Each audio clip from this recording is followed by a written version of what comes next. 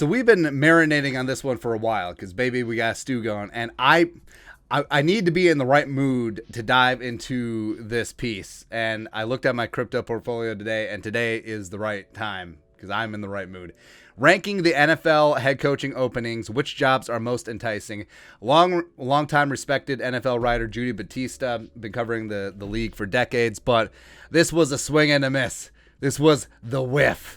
Because, all right, so you'd think, we did our head coaching opening rankings. And of course, the Vikings ended up at 1. I think we had the Raiders at 2, Broncos at 3, etc. And sure, maybe you could say the Vikings aren't 1. Maybe you could say the Raiders or maybe the Broncos, blah, blah, blah. But they wouldn't drop out of the top 3 because the rest of them, okay, the Texans, okay, the Bears, okay, the Giants, okay, the Dolphins. No, you wouldn't do that. But woosah. All right, so we'll get into it. At the top are the Raiders. And yeah, this is the only team on the list that made the playoffs. Rich Bisaccia did a pretty damn good job getting this team past the distractions this season. The Raiders do have a lot of talent. You love me some Max Crosby. Maybe they get Devontae Adams in the offseason. Derek Carr has proven that he's better than average. Like, he's starting to approach that Kirk Cousins, Dak Prescott type area. Matthew Stafford type strata of quarterback. Can you build around him? I don't know. I don't know if they hang on to Mike Mayock, but if they do hang on to Mayock, I think that he is a lame duck, so that certainly devalues the position. So at 1, I don't know. I don't know, man. At 2, you got the Broncos. Yes, jumping George Payton, brand new to the job. Fangio is gone. You have a lot of weapons on offense.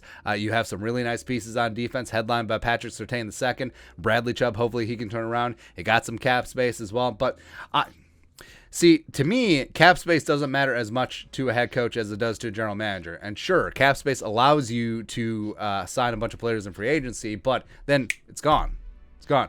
You want consistency. That's why you need someone as valuable as Rob Brzezinski, Thug Life capologist here with the Vikings, always keeping the Vikings in good cap shape. And by cap shape and cap health, I don't mean, they have lots of cap space. No, the cap is layered, so they don't have a ton of dead cap on the books every single year. A lot of teams do. They do. And then they end up in trouble, and then they end up rock bottoming out, and then everyone is fired, and then new guy comes in. So that's whatever there. But Broncos, yes, I understand respect. The Jaguars are at 3. So they're touting that, hey, you got the number 1 overall pick. Cool. Great. You got your number 1 pick from last year, Trevor Lawrence at quarterback. There ain't much else. And yeah, they're flush with cap space, but the Jaguars have been flush with cap space for years. And they've been trying to sign the big-time free agents. It hasn't worked out. How's Marvin Jones working out? Great. Good, great, grand, wonderful. So I have no idea why this is up there at 3. Like, there's no possible way that you can contend that the Jaguars' job is better than the Vikings. But hey, where's the Justin Jefferson on the Jaguars? Huh? Where's Eric Kendricks on the Jaguars? Where's Dalvin and Brian O'Neill on the Jaguars? Huh? Where's that? Ain't there, right? 4, the Dolphins. So I think that Judy used to be a beat writer in Miami, so maybe that's why this is elevated a little bit. But Stephen Ross has got to be one of the worst owners in pro sports. Like, seriously, like his impatience, his petulance, yeah, all that stuff. Chris Greer, your GM, is on thin ice as it is. Maybe he's gonna be fired anyway. And the way that they did Brian Flores dirty, no. Plus, you're walking in. Yeah, Javon Holland is great. Christian Wilkinson is great. Jerome Baker is a stud. But, Jalen Waddle is legit too. But Tua, I don't know. I don't know, man. I just don't know. Plus, what? Like, make me a case. Make me a case as fast as you can that the Dolphins' job is better than the Vikings. Like, I don't understand. You're in the division with the Bills, and the Patriots still aren't going away. The Jets are suddenly getting better too. I don't get that one, man. I don't understand them all. Speaking of divisions, yeah, so the Raiders and the Broncos as well. The demerit that we put on these jobs is that you're in there with the Chiefs and the Chargers, who are going to be good for a long time as long as they got their QBs. Jaguars, I mean, the South, yeah, the AFC South is wide open there. 5, you got the crooked Chicago Bears. What? So the whole thing is that, now the Bears will presumably target offensive-minded coach who believes Justin Fields can be a high-level starting quarterback. That's it. That's it. You don't have a first-round pick in 2022 because you trade up for Justin Fields. You do have some cap space as well. Oh, and the Bears are a legendary team with patient owners and ardent fan base. Ha, ha, ha. Yeah, patient owners, one of the cheapest owners in the league. Please. Legendary team. Okay. Okay. I mean, just because you were at the league at the start doesn't mean that you're legendary. You had one Super Bowl win, bro. Congratulations on 85. Cool. I mean, the Lions have been around since the start of the league. So are they legendary too? The hell, man. Please. Please, please, please. Oh, and if Aaron Rodgers should leave the Packers and the NFC North and offseason division would be wide open for a new champ. So why isn't that a positive for the Vikings? Huh?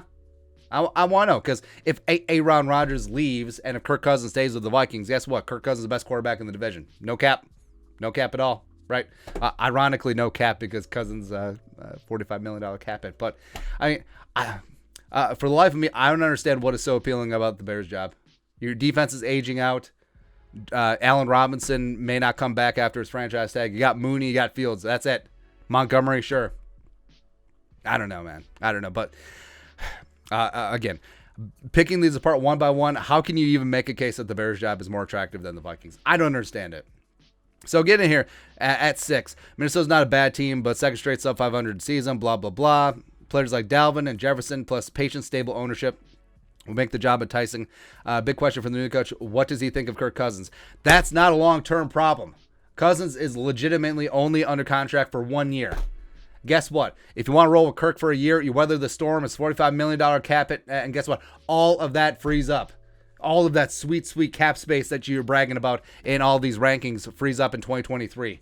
If you want to get rid of Danielle Hunter, trade him for draft capital, that frees up even more cap. If you want to get rid of some other veterans, maybe you cut Michael Pierce, maybe you trade Dalvin Cook. There's lots of options there. Hey, if cap space is the big decider in all these jobs, they can free up cap. No cap. I just don't get it, man. Plus, they talk about ownership in every single one of these teams, and they even say it here, patient, stable ownership. The Wilfs are some of the best owners in the league. They are, because they hire who they presume to be good people, and then they stay out of the way. Now, maybe they stayed out of the way too much, because otherwise they would have seen the drama that was building up in the building between Spielman and Zimmer, but it is what it is. So you're going to walk in with your own GM, who you're going to work hand in glove with. Owners will pay a lot of money. You got top-rate facilities. You got the best stadium in the league. You have the best training facilities in the league as well. You got Justin Frank and Jefferson, the wide receiver one for the next decade. You got Dalvin Cook, who still has some shred left on the tires. You have Harrison Smith and Eric Kendricks. Maybe you have Danielle Hunter back. Huh? Like, I don't get it. How is this 6? Like, how is this slightly above the freaking Giants, who are in full-on disaster mode ever since they won the Super Bowl in 2011? Or how is it slightly above the Texans? Like, how? And then, talks about the Seahawks too. I think Pete might be done. But, yeah, I freaking don't understand this, man. I understand that there is going to be some national media bias against the Vikings, but this is just blatant lies. It is. How are the Vikings below the Bears? How? Like, do you believe in Justin Fields that much? First round pick. Like, what's going on there? How is the Vikings below the Dolphins with Stephen Ross as owner and a lame duck GM? How? And Tua. How is the Vikings below the Jaguars? Ooh, Trevor Lawrence. Great. Cool. Trent Baalke still your general manager, man. Just garbage. Absolute trash. Cool. And then Broncos, yeah, I understand that. Raiders, yeah, I do understand. So I don't know how the Vikings aren't in the top 3. It's just adding to the list of grievances, but what can you do? Anyways, your thoughts are thoughts. NFL.com ranks the Vikings job opening for head coach as the 3rd worst, the worst in the National Football League. Let us know in the comment section below. Subscribe for daily Vikings takes. Want to support the work? Put a little something in the Venmo. But until next time, Skol, production value.